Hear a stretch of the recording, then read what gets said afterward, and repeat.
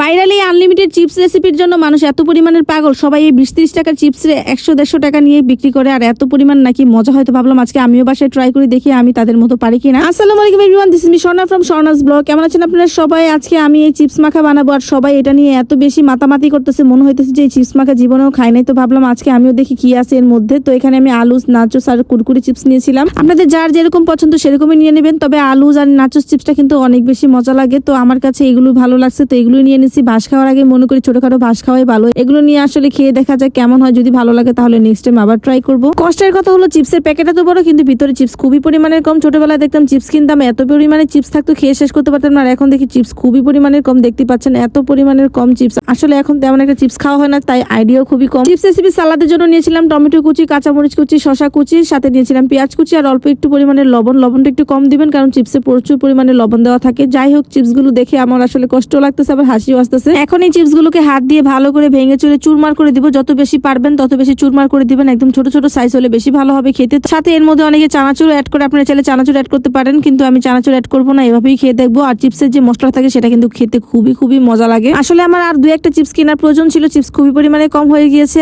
তাই আমি আসলে দুঃখিত। তারপরে এখানে আমার মনে হচ্ছে চিপসের থেকে সালাদের পরিমাণটাই বেশি হয়ে গিয়েছে। এখন আমি সালাদগুলোকে লবণ দিয়ে সুন্দর করে ভালো করে মশলাটা মেখে নিতেছি। আর এই মশলার মধ্যে আমি এখানে দিয়ে দিব হচ্ছে একটা সিক্রেট, সেটা হচ্ছে টমেটো সস। টমেটো সসটা দিলে আমার মনে হয় টেস্টটা একটু ডিফারেন্ট লাগবে। ফেসবুকে দেখি সবাই চিপসের প্যাকেটের মধ্যে এই মশলাটা দিয়ে রেডি করে, আর আমার কাছে মনে হলো আমি বাসায় বাটির মধ্যেই করি। তো যাই হোক, এখানে আমি সুন্দর করে চিপসগুলো কিন্তু দিয়ে দিলাম। এখন এই মশলার সাথে চিপসগুলোকে ভালো করে মিক্স করে নিতে হবে। এইসব ছোটখাটো রেসিপির খাবারগুলো দেখলে আসলে লোভনীয় লাগে, আর দুপুরবেলা এইসব খাবার খেতে ভীষণ মজা লাগে। অনেকে দেখি এর মধ্যে তারা মেয়োনিজও ইউজ করে, আপনারা চাইলে মেয়োনিজ দিতে পারেন, কিন্তু আমার কাছে মনে হয়েছে মেয়োনিজটা না দিলে এভাবেই মজা লাগবে। তার মধ্যে আমি একটু লেবু রসও অ্যাড করে নিলাম। লেবু রসটা দিলে একটু টক টক লাগবে, সেক্ষেত্রে খেতে আর একটু বেশি মজা লাগবে। এন্ড এটা ফাইনাল রেজাল্ট দেখতে পাচ্ছেন কত বেশি লোভনীয় লাগছিল। দেখতে অনেক বেশি স্পাইসি মনে হচ্ছে, বাট তেমন একটা স্পাইসি না। খেতে কিন্তু ভীষণ মজা, ছোট বড় সবাই খেতে পারবে। এইসব খাবার যখন মাঝরাতে কাউকে খেতে দেখি তখন অনেক বেশি লোভ লাগে, খেতে ইচ্ছা করে, কিন্তু তখন তার বানিয়ে খাওয়া পসিবল হয়ে থাকে না। সেক্ষেত্রে আমি আজকে বানিয়ে খাচ্ছি, আপনারাও মাঝরাতে দেখে লোল ফালাবেন, তো এটাই স্বাভাবিক। ভাই আমি কষ্ট পাইছি, আপনারাও একটু কষ্ট পান, এটা কোনো বিষয় না। তো যাই হোক, অনেক বেশি মজা ছিল এই চিপসটা, তবে বাসায় বানালো আমার মনে হয় একদম বেস্ট। আপনারা যারা বাইরে থেকে কিনে খেয়েছেন তাদের কাছে কেমন লেগেছে জানি না, আমার কাছে আমার বাসাটাই বেস্ট লেগেছে। যারা হচ্ছে এর সাথে মেয়োনিজ, কর্ন আবার চানাচুর ইউজ করবেন তাদের ক্ষেত্রে টেস্টটা কিন্তু একটু চেঞ্জ হবে, এটাই স্বাভাবিক। কিন্তু আমার কাছে এভাবেই অনেক বেশি মজা লেগেছে। আর 20-30 টাকা খরচ করে, 50 টাকা খরচ করে